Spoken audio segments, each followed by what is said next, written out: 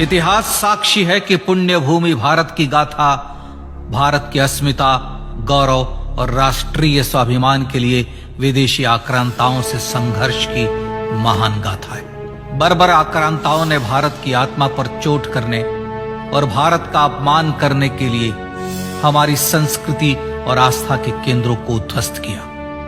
सोमनाथ, काशी, मथुरा और अयोध्या के मंदिरों का तोड़ा जाना आज भी भारत की स्मृतियों में जीवित है। सन 1528 में अयोध्या में भगवान श्री राम के मंदिर का मुगल आक्रांता बाबर द्वारा तोड़ा जाना ऐसी ही एक अक्षम्य घटना थी जिसने सीधे भारत के सम्मान और आत्मा पर चोट की। कारण साफ था, अयोध्या के श्री राम के मंदिर पर आक्रमण भारत की आत्मा पर आक्रमण था। जहां हर भारतीय के रोम रोम में राम बसते हैं, वह भारत यह अपमान कैसे सहता। राम मंदिर पर आक्रमण भारत को आहत कर गया था। विदेशी हमलावर अपनी बर्बरता दिखाते गए और भारत अपने आत्मगौरव को फिर से पाने के लिए संघर्ष करता रहा।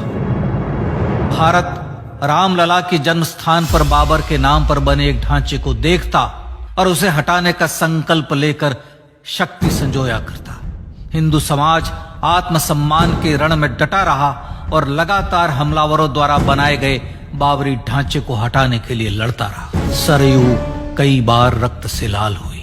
कभी स्थानीय शासकों ने तो कभी साधु संतों और राम भक्तों ने राम जन्मभूमि की मुक्ति के लिए अपने प्राणों की आहुति दी। 74 बार युद्ध हुए। हम कुछ मोर्चे हारे, पर रण जीतने का संकल्प कभी कम नहीं हुआ। हिंदू समाज तलवारों से रक्त रंजित हुआ, पर उसने हार नहीं मानी।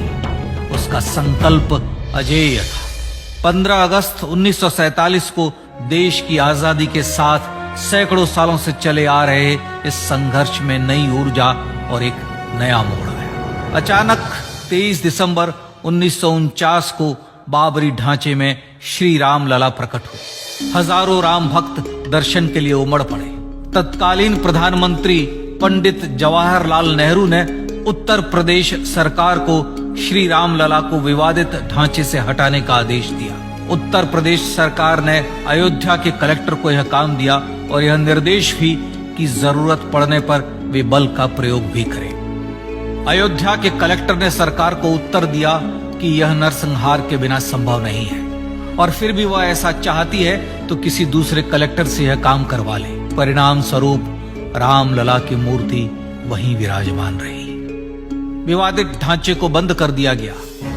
केवल पुजारी को सेवा अर्चना के लिए भीतर जाने की अनुमति थी। फिर भी राम भक्त विवादित ढांचे के बाहर से प्रभु श्री राम की आराधना करते रहे। भारत के हिंदू समाज के लिए चुनौतियां और बढ़ गई। मामला अदालत में गया।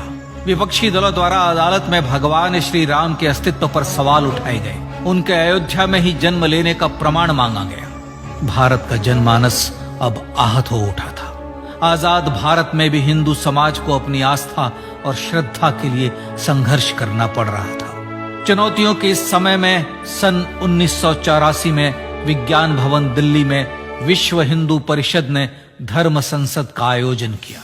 इस संसद में देश भर के संतों ने राम जन्मभूमि की मुक्ति के लिए आह्वान किया और राम जन्मभूमि मुक्ति यज्ञ समिति का गठन किया। धर्म संसद ने राम जन्मभूमि की मुक्ति और वहां भगवान श्री राम के भव्य मंदिर बनाने के भारत के जनमानस के संकल्प को फिर से दोहराया। विश्व हिंदू परिषद के नेतृत्व में मंदिर निर्माण के लिए पूरे देश में अभूतपूर्व आंदोलन की शुरुआत हुई। श्री राम जन्मस्थली मुक्ति यज्ञ समिति के साथ देश भर में राम जानकी की रथ यात्राएं निकली। राम लीलाओं में राम कथा के माध्यम से भारत का आम जन फिर से जुटा।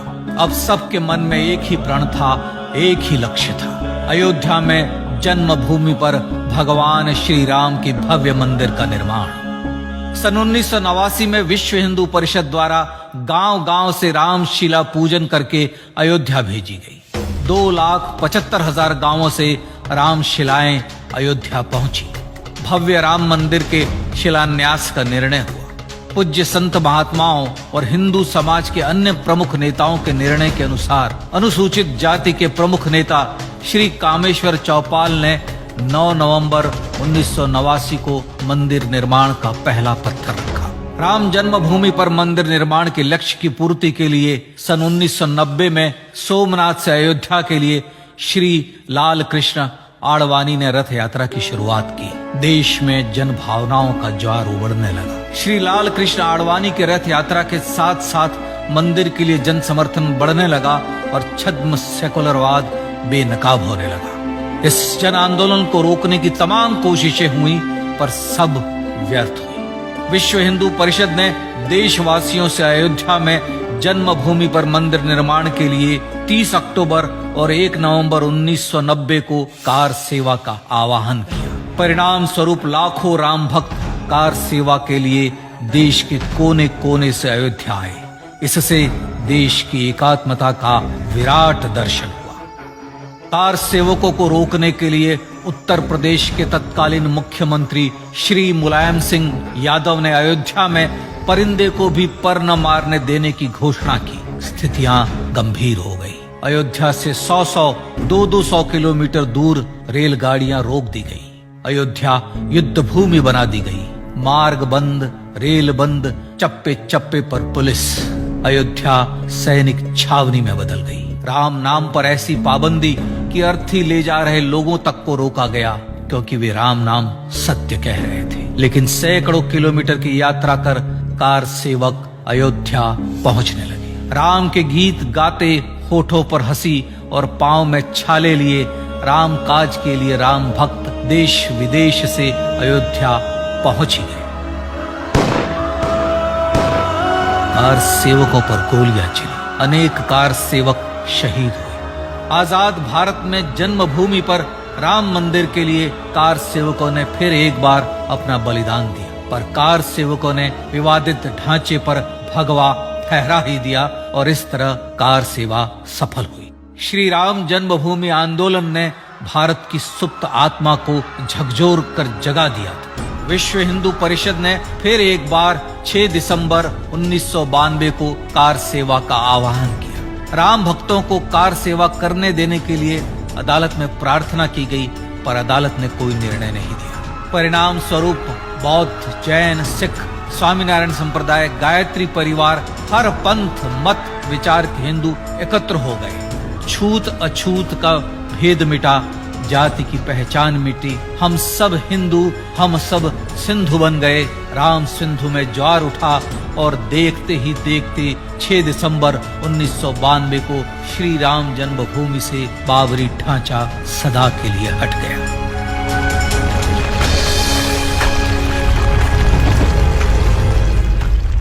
यह क्षण शौर्य, न्याय और सत्यमेव जयते का क्षण था। यह तो धर्मस्ततो जय का क्षण था। पर संघर्ष की गाथा यहां जाकर भी नहीं रुकी। छद्म सेकुलरवादियों द्वारा भारत और भगवान श्री राम के इतिहास को झुठलाने के लिए अदालतों में चुनौतियों का सिलसिला चलता रहा, जो 1950 से चल रहा था। हिंदू सिखों के बीच से गुजरते हुए भगवान श्री राम का दर्शन करने के लिए विवश थे। यह स्थिति थी आजाद भारत में श्री राम और राम भक्तों की। पर सत्य को तो जीतना ही था।